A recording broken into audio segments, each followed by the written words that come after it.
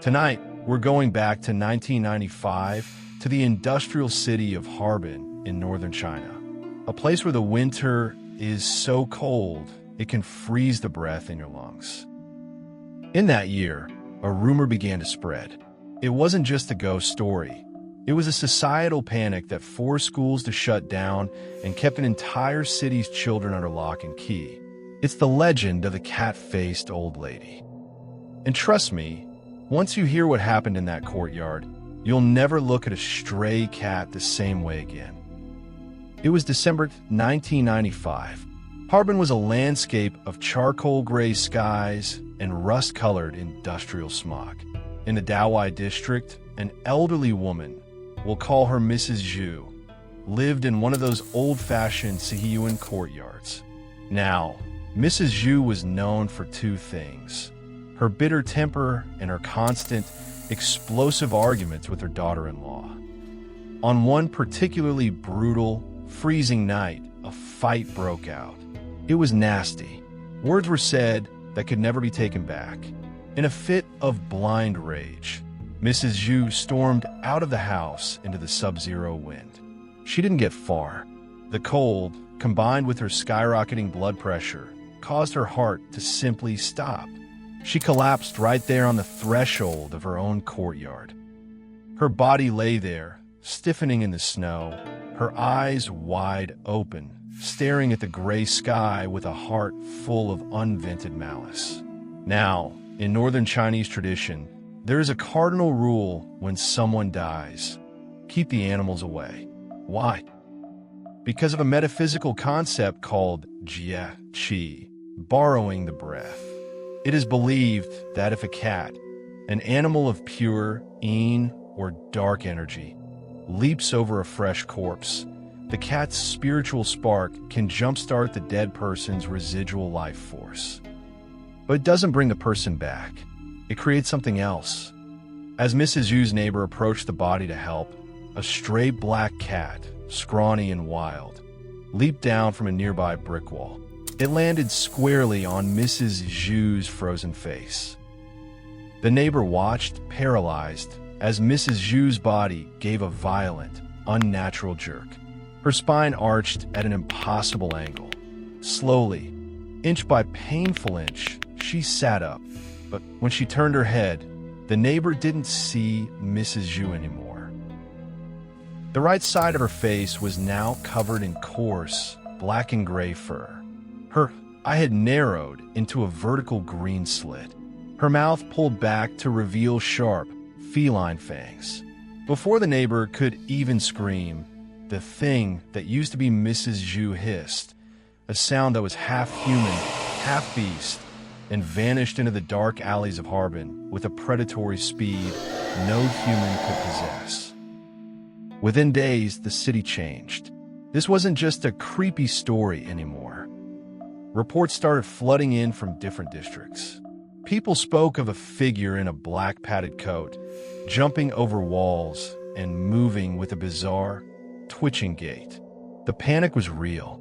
Every primary school in Harbin issued an emergency decree. All students were to be picked up by parents no later than 4 p.m. No exceptions. Parents began sewing small patches of red cloth onto their children's coats and pinning brass bells to their collars. Why? Because in Chinese folklore, red wards off evil, and the sound of bells is said to shatter the focus of a Shi Yao, a corpse demon. Even the local newspapers tried to debunk it, but that only made people more certain. They knew what they saw in the shadows. Imagine being an 8-year-old boy in 1995. You're walking home through a narrow, dimly lit alleyway. You're late. The sun has set.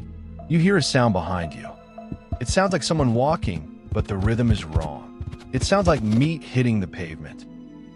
You turn around, and you see an old woman leaning against a lamppost.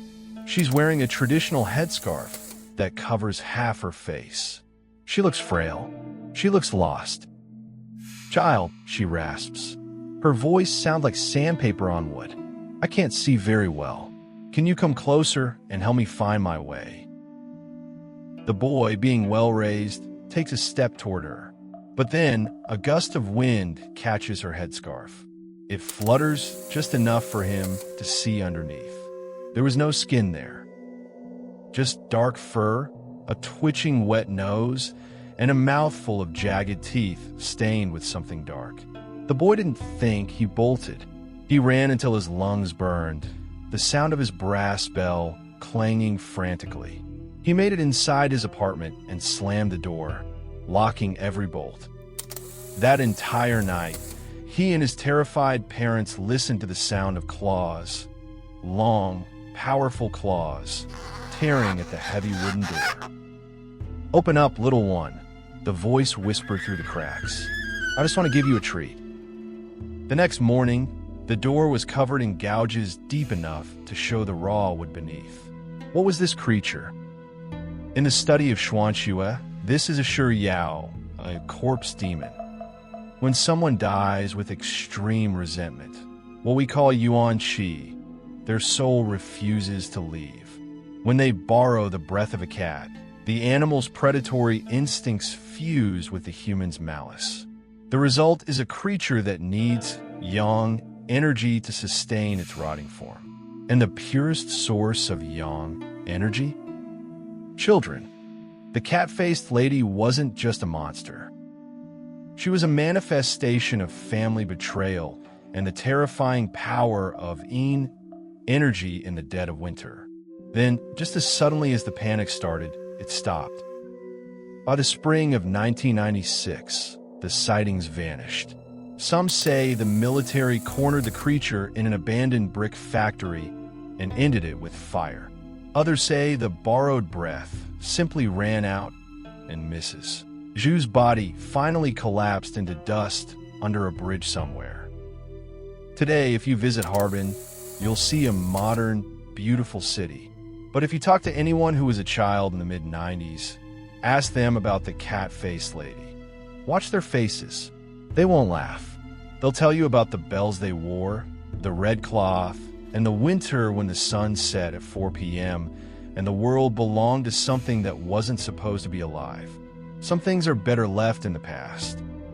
But remember, traditions like Shou Ling, guarding the dead, exist for a reason. They aren't just for show. They are a line of defense. So, if you ever find yourself at a funeral or in the presence of the recently departed, keep an eye on the windows. And if you hear a cat meow in the dark, keep your eyes open. Thank you for wandering into the shadow realm with me tonight. If you've ever seen something that defied logic, tell me in the comments.